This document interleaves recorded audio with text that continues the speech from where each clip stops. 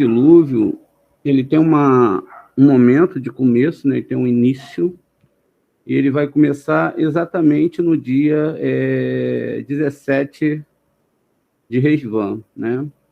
A gente sabe que essa partida que nós temos aqui do nosso início, né? Da arca, da saída da arca, ela tem toda uma explicação conforme a gente vai ver aí durante essa explicação, né? Conforme a gente vai tentar mostrar aqui de uma forma mais exata para vocês, tentando aqui fazer uma ponte aqui, ó. Nossa aula ficou um pouco misturada, né? Ver a complexidade que tem a Torá, né? Então aqui a gente tem o dia 17 de Resvan, que é quando o Moshe, perdão, foi, vocês vão entender porque eu falei Moshe, quando o Noa, ele entra exatamente dentro da arca. Depois que ele entra dentro da arca, o Eterno fecha a porta, ele fecha a porta, né? Diz lá que ele travou a porta. Agora você imagina se seu corpo é a arca, e aí a alma entra no seu corpo ali durante a sua vinda para esse mundo, e aí o Eterno sela ali com selo que só ele pode fazer, não é? Porque a junção do biológico com o espiritual, então só ele pode selar isso. Por isso que ele diz que quando Adão estava, né, em sono profundo, ele foi lá e soprou sobre a narina de Adão, ele sopra o espírito da vida, né, Urua Raim, e o homem se torna o quê? Um ser falante. Ou seja, ele é diferente dos outros animais. Ele agora poderia conjecturar as coisas, ele podia observar, ele podia interagir. E foi isso que, dentro desse corpo, a alma fez, né? Durante todo esse tempo. Ela pôde ir aprendendo, chegando a níveis maiores de entendimento. Mas a história aqui, na questão da arca, ela está falando também disso, e está falando também de outras coisas. Está falando do calendário judaico. E toda a incidência das forças espirituais.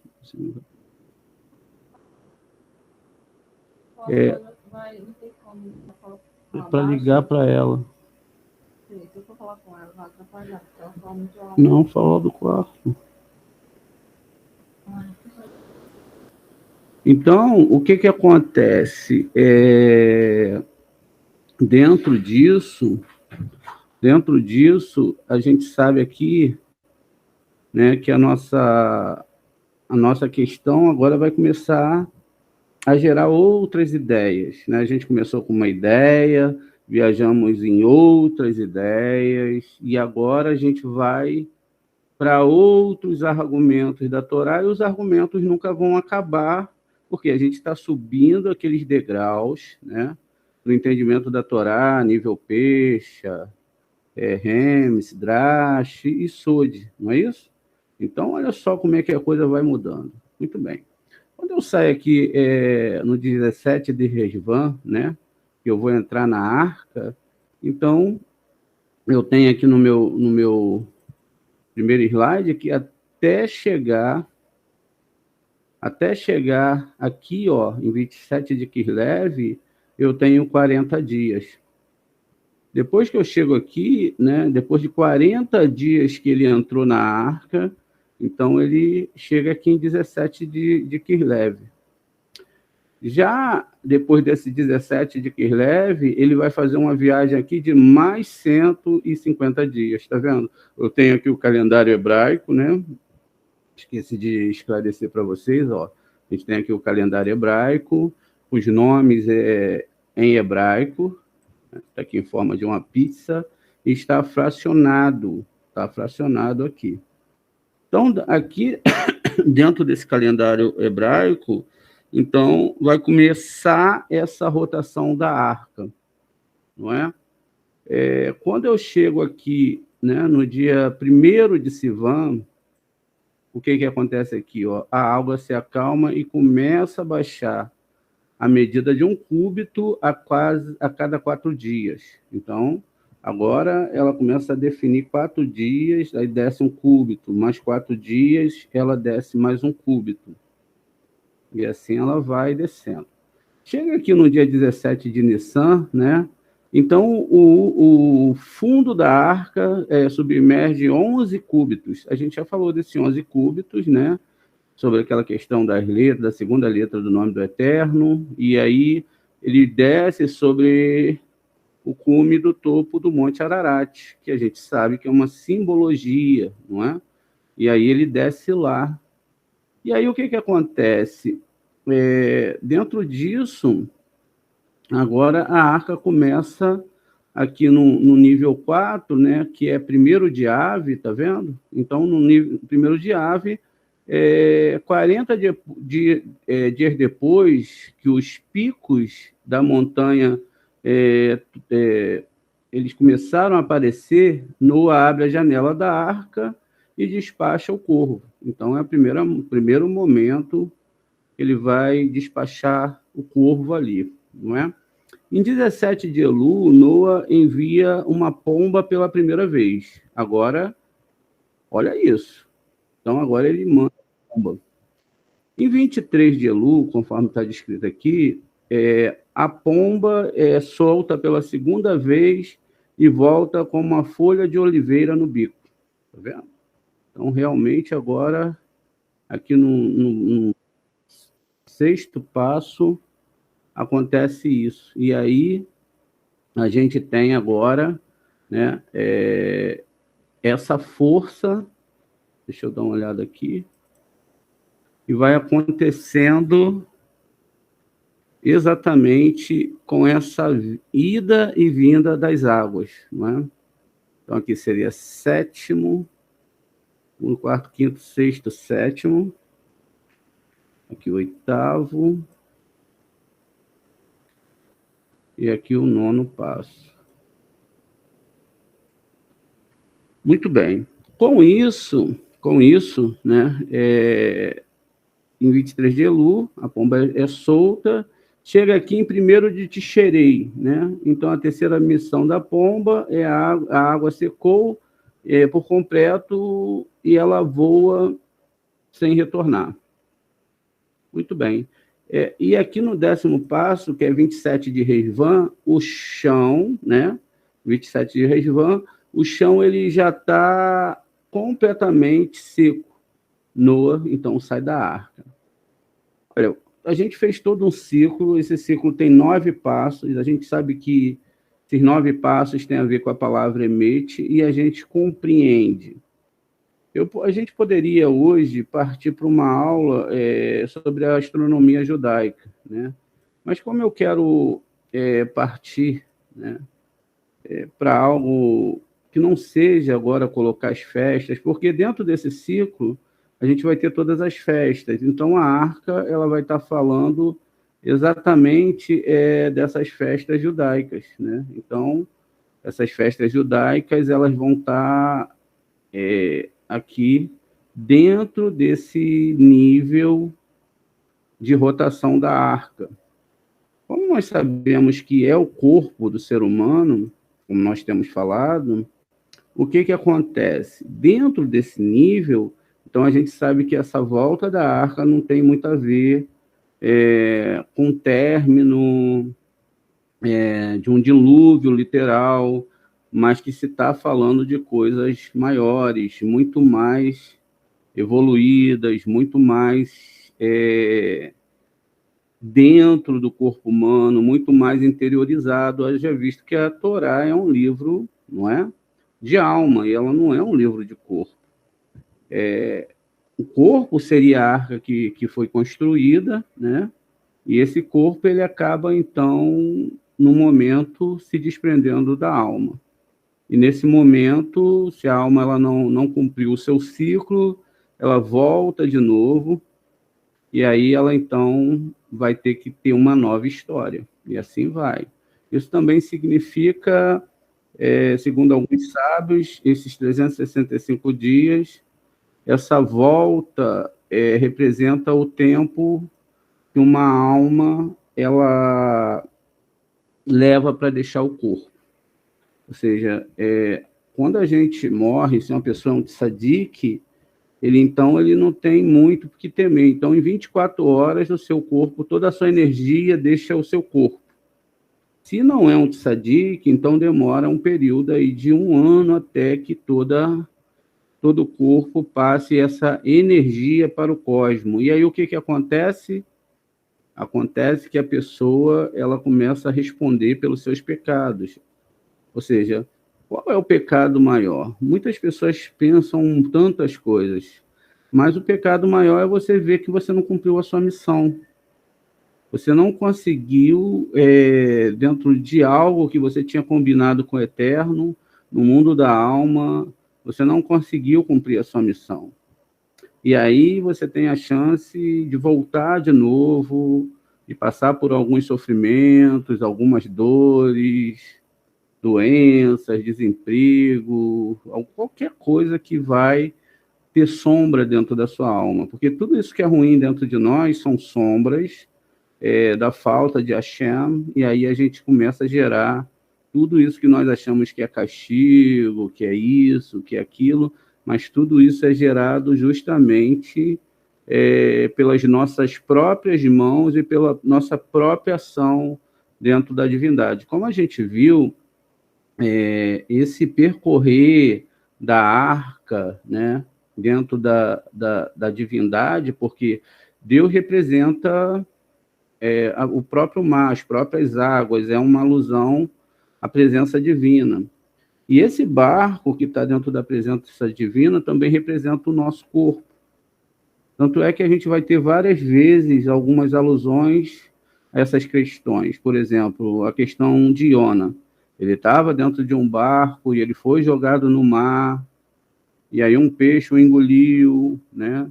E ele não queria fazer a missão do Eterno, e ele então tem que voltar para fazer a missão, e ele falou, né, ele fala que ainda que ele se escondesse, onde quer que ele fosse,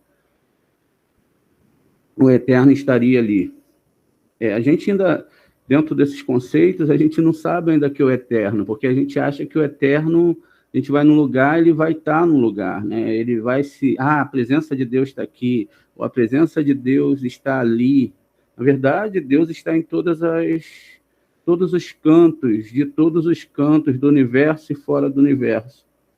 O que acontece é que nós não podemos percebê-lo, porque a gente só começa a percebê-lo quando a gente começa a desenvolver instrumentos espirituais para que isso possa acontecer. Como a gente disse sobre a percepção da realidade. Então, você só percebe aquilo que é a sua visão, o seu ouvido, né, o seu tato, aquilo que você pode interagir, você percebe. Então, a gente só pode interagir, né, dentro desse ambiente que nós temos de espaço, né, tridimensional. A quarta dimensão, ela já é a do tempo. Existe a quinta dimensão. A ciência vai falar que existem até 10 dimensões, só que chega agora,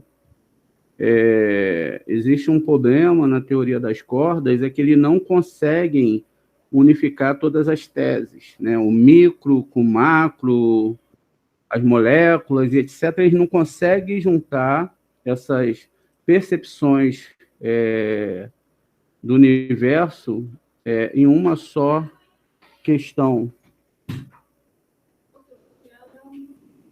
Então, o que acontece? Dentro disso, a gente tem, então,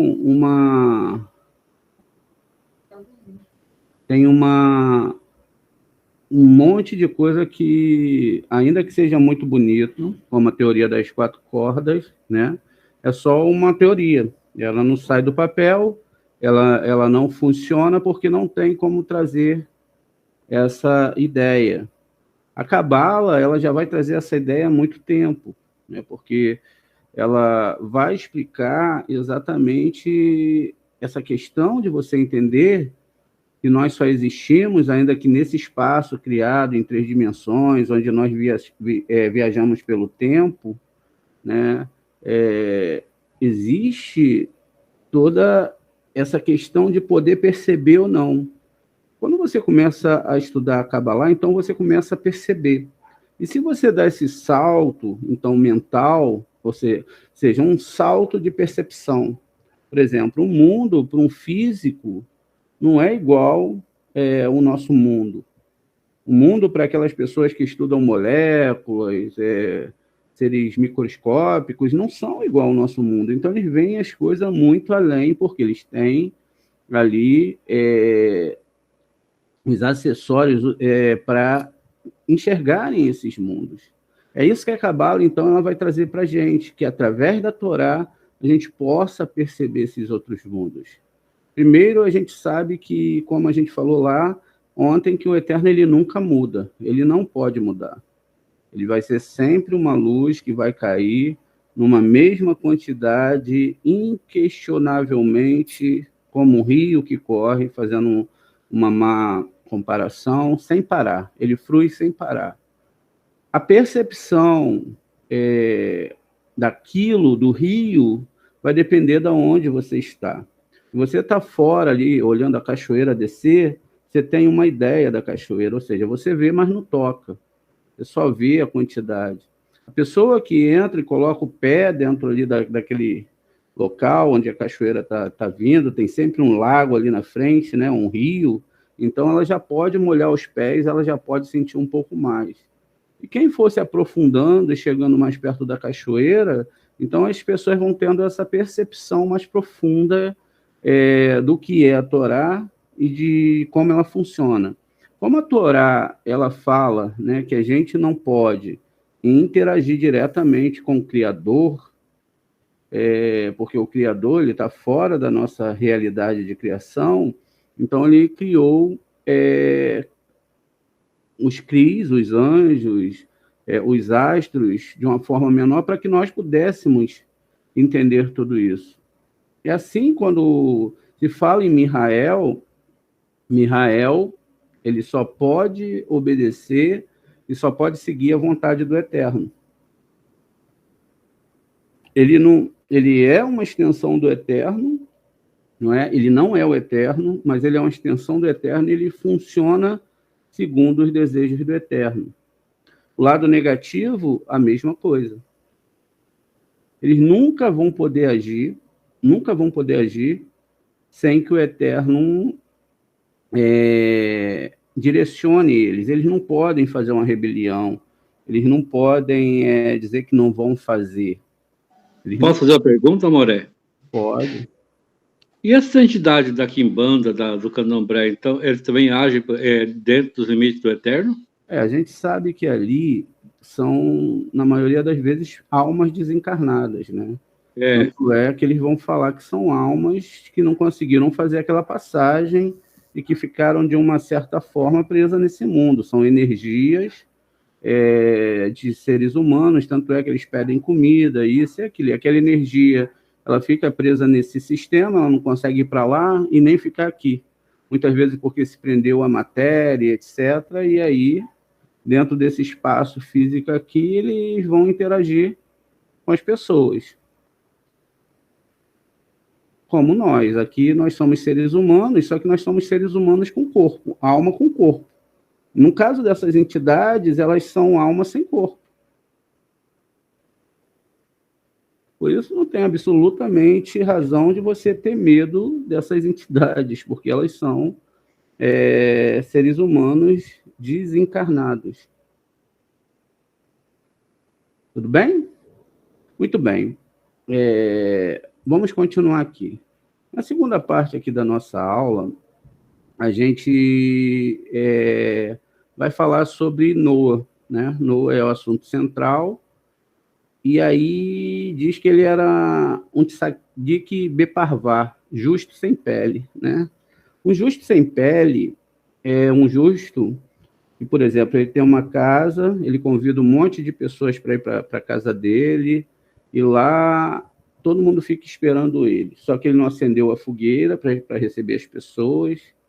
E todo mundo, o frio começa a aumentar e, de repente, ele chega lá com as visitas, vai lá, bota o casaco de pele e deixa todo mundo com frio. Isso que é um tzadik biparvá, quer dizer, ele estava só preocupado com a sua existência. Ele não estava preocupado com a existência das outras pessoas. Então, com isso, o que acontece? Quando a gente lê lá em Isaías, né, Isaías 54, 9,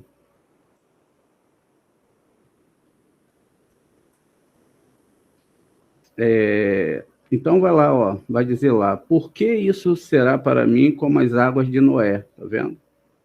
Então, quer dizer, a gente tira a ideia aqui que as águas de Noé, elas foram causadas por uma certa forma, de uma certa forma por Noa. A gente vai chegar à explicação disso tudo. Então, essas águas teve como culpado também Noé. E por isso, ele também nasce com culpa de ter esse dilúvio acontecido. Ou talvez por ter sido, não talvez, mas fazendo uma afirmação, ele era aquele tzadik, né, com pele, ou seja, ele convidava as pessoas, ele estava ali, sabia que todo mundo estava ali com ele, mas só ele botou o casaco. Né? E aí continua aqui dizendo, né, que Noa, ele foi chamado aqui no capítulo Bereshit 6:9 de Noa Ish Tzadik Tamim, ou seja, estas são as gerações de Noa, que está aqui, né? Ele, Toledot, Noa. E depois diz, este homem era um justo perfeito em suas gerações. Está vendo? Então, é um elogio da Torá para ele. Mas ele só era perfeito, né, nas suas gerações. Então, está aqui, Noa, ele era um tzadik tamim. E como tzadik tamim, então ele era justo naquele momento. Ele tinha realmente chegado a um nível muito grande. Com isso, deixa eu diminuir aqui, exatamente aqui. Quando nós chegamos já ali no Bereshit 7:2, né? Depois disse o Senhor a Noé, veja, ele perde aqui, ó, Vaiomer, Lenoa, né? Vaiomer, Adonai, Lenoa. Então, ele diz o Eterno a Noa. Ele já perde o título de Tzadik também. Então, ele mantém aqui o título de Tzadik, mas Tzadik também ele já não é.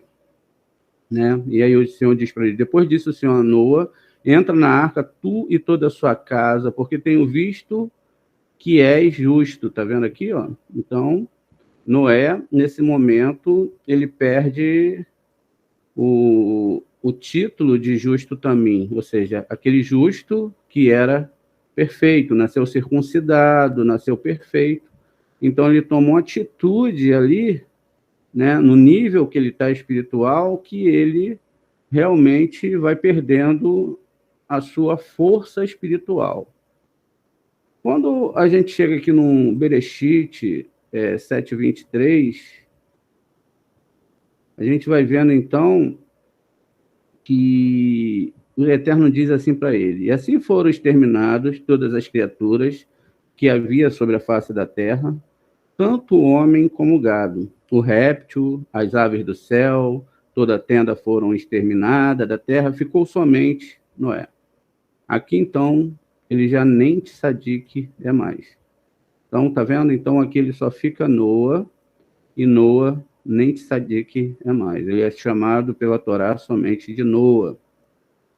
Depois disso, lá no Bereshit 9, diz o seguinte, começou Noa a cultivar a terra, e plantou uma vinha, e bebeu o vinho, embriagou-se, e achava nu dentro da sua tenda. No final, então, Noa ele acaba nem sendo tzadik, sendo um camponês que plantava na terra, e então ele termina a história dele embriagado. Encheu a cara. Oi? Encheu a cara. Exatamente. Então, essa alegoria que a gente está trazendo hoje, né, é uma alegoria para uma construção que virá depois, como nós vamos ver. Então, quer dizer que Noa ele começa como um tzadik também, vai perdendo por causa das suas atitudes, como a gente vai ver abaixo, e no final ele fica vivo, só ele e a família, mas ele já não é nem mais um tzadik, ele é somente Noa. Depois ele se torna lá uma pessoa que vai cultivar a terra e finalmente ele vai ser uma pessoa que vai se embriagar. Muito bem. A gente vê aqui, né, a Arca de Noa, e a Arca de Noa, ela está sendo descrita aqui que ela está no meio do dilúvio, né? E ela é chamada de Teva, assim como o Moshe também está no meio de uma arca, né? Só que uma arca, nesse sentido, para um menino, que ele está dentro de um rio Nilo, o que acontece? Ele está no dilúvio, não é verdade? Ele está no dilúvio. Pode falar, Leôncio. Ô, Moreta, essa questão do Noé, tá, que ele acabou com uma pessoa simples, né, que ele era justo, tá? Assim, para nossa alma, qual seria o exemplo para nós assim, dessa degradação, vou falar assim? A gente vai chegar aqui agora. Tá bom? Vai ter essa explicação no segmento da aula. Você Beleza. já resposta. Aí o que acontece? O que acontece lá? Aqui no primeiro caso, Noa ele tinha o controle da arca, ele tinha 120 anos para construir a arca, né? Aqui não, aqui era só um bebê que estava dentro do mar. O que mostra isso para a gente? Que a gente não tem um controle de nada. Se a gente é Noa ou se a gente é um bebê, mesmo que a gente esteja na pior situação, o controle é sempre do Eterno. A nós cabe apenas percepcionar e escolher o melhor caminho. Vamos lá, esse bebê está aí dentro dessa cestinha e ele então decide virar para o lado. Chega o desejo que ele tem que virar lá para o lado esquerdo. E aí ele rola mais um pouquinho e aí ele acaba caindo aí de dentro. Quer dizer, o desejo que chega até ele, por incrível que pareça, vem lá do alto. Ele não pode, a gente não pode criar o próximo desejo. Então, tudo está na mão de quem? Do Eterno, para dar uma boa lição para nós. Muito bem. A arca ela demora 120 anos para ser construída.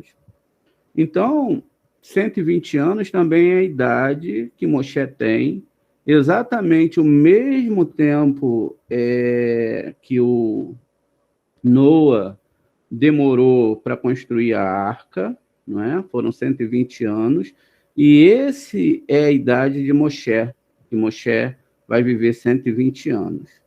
Com isso, deixa eu só para eu não fugir aqui da nossa aula, né? A gente tem um costume. Então, o Moshe, quando ele nasce, ele vai ter uma vida diferente, né? Se alguém quiser falar, pode falar.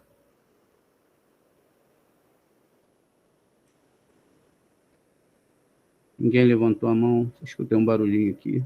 Então, vamos lá. Então, o Moshe ele tem uma vida diferente. A primeira coisa que ele vai resolver vai ser a briga entre judeus, né, como tido na Torá, israelitas e egípcios.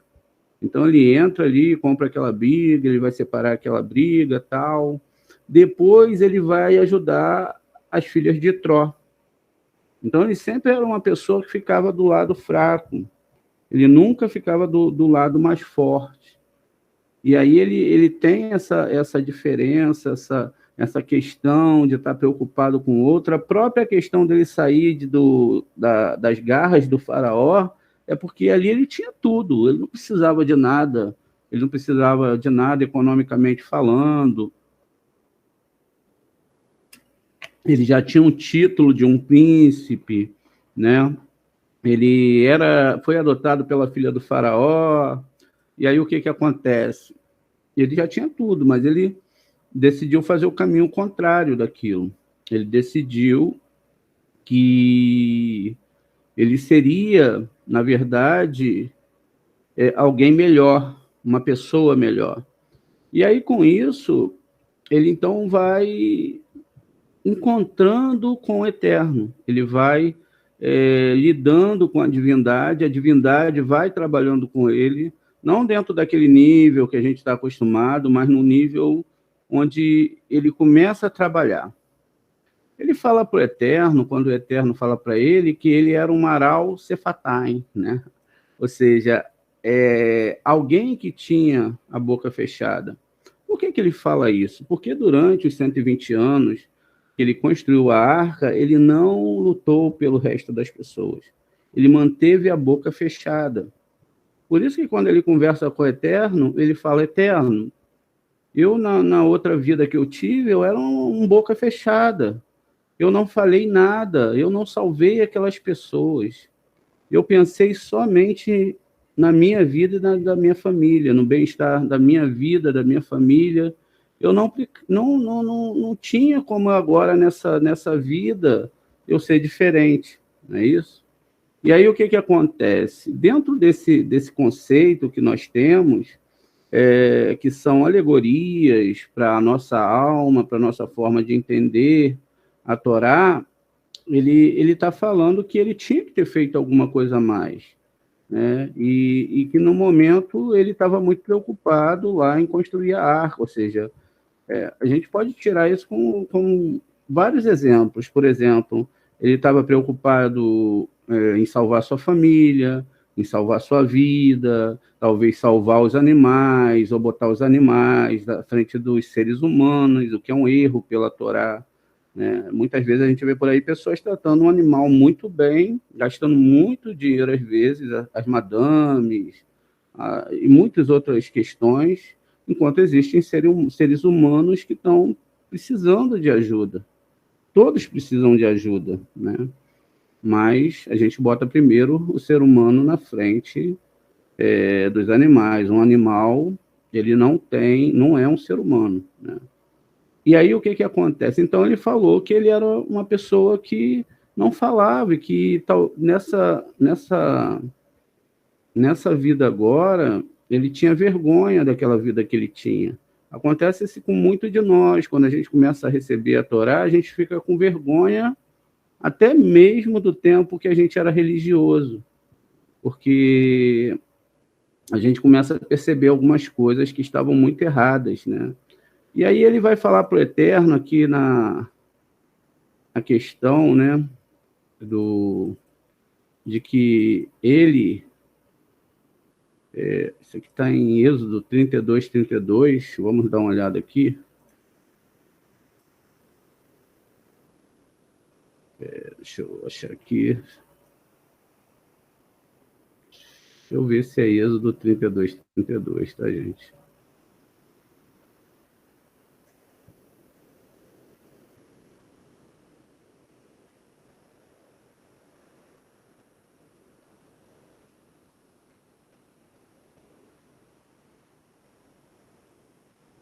Aqui ele falando para o Eterno, né? Aqui começa uma discussão. O Eterno começa a discutir com Moshe, né? E assim tornou Moisés ao Senhor, disse: este povo cometeu um grande pecado, fazendo para si um Deus de ouro, né? Um Deus de ouro, muitas vezes a gente pensa que é idolatria, mas na verdade também é riqueza nesse mundo. Então eles fizeram um Deus de ouro, achando que o tesouro, as riquezas tirariam ele do problema que ele está, né? Daquilo que eles estavam vendo ali, daquilo que era a vida deles, né? E aí ele diz agora: pois perdoa o seu pecado, ou se não, se o Senhor não perdoar, né? Porque o Eterno aqui acima, ele fala que ia exterminar todo o povo, né? E aí ele começa a interagir com o Eterno, e ele fala com o Eterno, ou seguinte, olha, se você for matar esse povo no deserto, vão falar que o Senhor é um Deus ruim e que o Senhor não é um Deus bom. E aí o Eterno começa a lidar com o coração dele. Aí ele fala assim, então risca o meu nome do teu livro. Era o mesmo Noa que estava lá atrás. Só que ao invés dele ter aquela ideia de salvar ele e a família dele, começar uma nova raça na Terra, um novo povo de Israel, alguma coisa, porque o Eterno fala que se ele fizesse isso, que ele ia fazer um novo povo através dele. Ele falou, não. Então, quer dizer, a percepção que ele tem agora é dessa vida passada que ele teve. O que, na verdade, está falando ali é que ele estava reconstruindo, não é? Uma nova intenção para ele. E durante essa conversa que ele tem com o Eterno, né? Aqui no capítulo 32, tem aqui Mereniná, né? Então, risca-me, né? Risca-me do teu livro. Então, ou risca-me, né? A palavra risca-me. E aí segue-se a palavra livro. Essa palavra risca-me, quando você olha ela mais de perto, né? Ela pode se transformar aqui, ó. Mereni, na. Eu, ani, né? Minoa. Ó, eu sou Noa. O próprio Moshe falando na Torá, eu sou Noa. E eu não quero ser, eu não sou mais aquela pessoa de antigamente. Agora que eu estou conhecendo a tua Torá, eu me transformei numa pessoa diferente. Eu não vou mais me preocupar comigo, porque agora a minha responsabilidade é salvar aquelas pessoas para que elas não tenham o mesmo final lá de trás. Para dar esse salto, né, dessa vida, desse entendimento, a pessoa tem que realmente começar a conhecer o Eterno. Ele tem que realmente ver que tudo está nas mãos do Eterno. Com isso, depois nós pegamos a mesma palavra, mas só a primeira palavra, e se a gente pega o men aqui, ó, vamos botar ele numa coisinha diferente aqui para a gente ver, e para que vocês mesmo, não podendo ainda entender, não entendendo o hebraico, possam ver, que a gente tem falado, né? A gente falou da palavra mi, quem, né? E aí a gente tem a palavra mi aqui, no meio tem também, olhando ao contrário, a palavra Noa, né? Sou Noa. Tá vendo? A conclusão que a Cabala chega é sobre a reencarnação sempre. É sempre sobre a questão de quem você era na outra vida e quem você quer ser nessa vida. O que você encontrou na outra vida é a somatória de quem você é hoje. Mas a vida que você viveu até hoje, ela tem que começar a ter uma mudança. Veja, o que diz lá na história? Que Noa tinha 600 anos, não era isso? Quando ele começou a construir a arca. Se mal me falha a memória. Né? Então ele tinha já uma idade, mas aqui ele é um bebê, ele não tinha controle sobre nada, estava tudo na mão de Hashem. A nós, independente da situação, poderia ser uma situação muito ruim que esse menino estava vivendo agora. Talvez se nós víssemos uma situação dessa, nós ficaríamos assustados. Um bebê dentro do rio Nilo e ele sendo levado, ainda que a sua irmã estivesse de longe, etc. A gente vai entender mais sobre essa história, mas na verdade não está falando isso, está falando da alma quando sobe, a alma como desce, ou seja, o próprio bebê é reencarnação. Quando Moshe ele nasce, então, agora com a sua história, ele vai ser bem diferente. Né? Ele vai ser bem diferente, ele vai ser aquele Noa, só que um Noa agora que criou numa geração anterior, numa encarnação anterior, uma profundidade de Torá.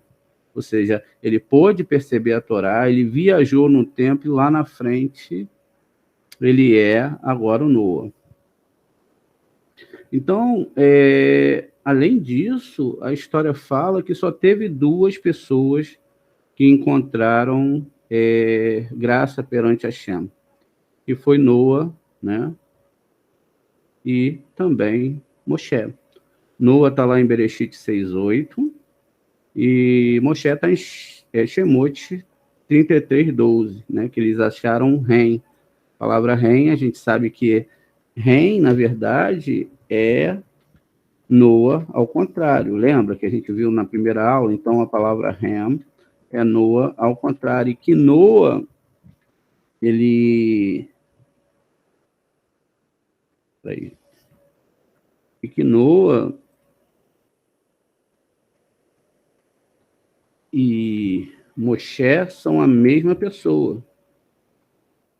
Então, isso nos diz que o quê? Que o próprio Noa, ele viaja no tempo, né?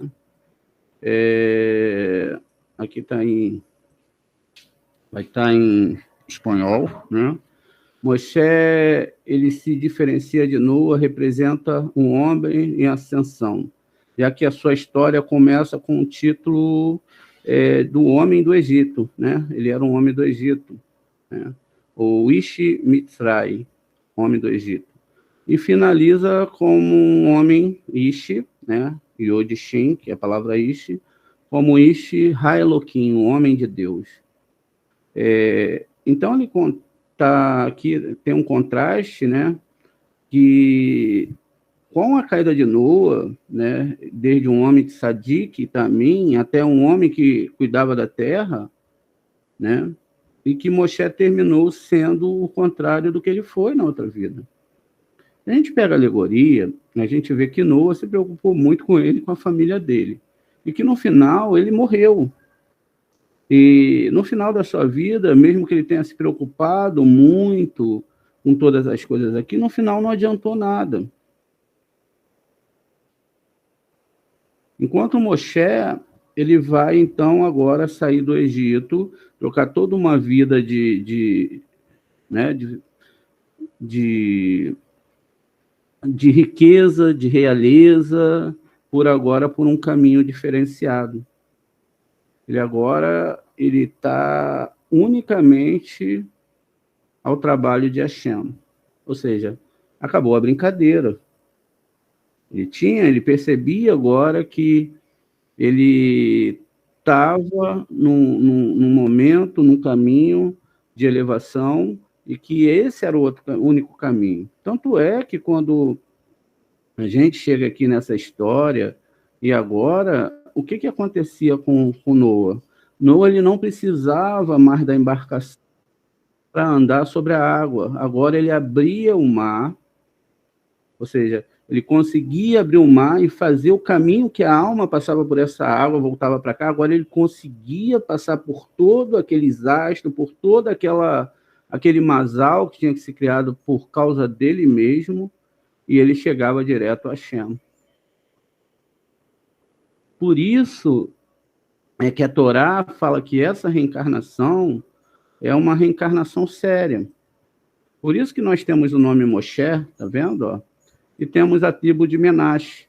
A única coisa que vai mudar, não é? Na tribo de Moshe, no nome de Moshe, que é um Men, um Shin e um Re, é a palavra Nun, tá vendo? E também a palavra de Neshama. Olha que coisa incrível. E que quando a gente pega aqui o nome Moshe e pega o Nun, nesse sentido aqui, a gente tem que Moshe é igual a Noa. Tá vendo? É a mesma pessoa que Noa. Se a gente ainda pega de uma forma diferente, vamos começar de trás para frente, que a Torá, o Zohar vai explicar assim para a gente, ó, o Re é de...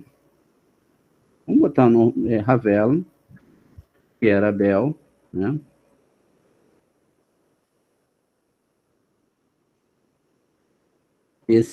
Essa foi a primeira reencarnação, quando ele é morto lá por Caim. A gente tem mais uma... Porque a gente sabe que a alma, ela se divide, né? E ela pode ir em corpos. E aí aqui a gente tem o Rei de Revela, A gente tem ali, depois, a letra Shin, né? Então, a letra Shin, ela vai representar 7, vamos escrever em português mesmo, 7, que foi o segundo filho de Rava, e que é a reencarnação, exatamente, né? Vamos fazer as ligações aqui, ó. Então, eu tenho aqui a primeira ligação, tenho aqui agora a segunda ligação,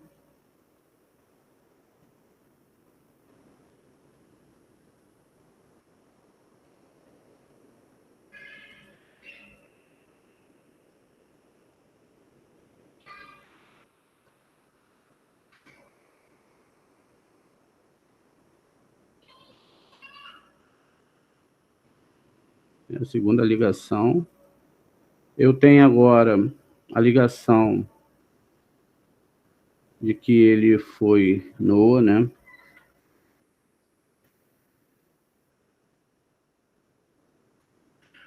Cada letra, a gente já sabe disso, ela vai representar o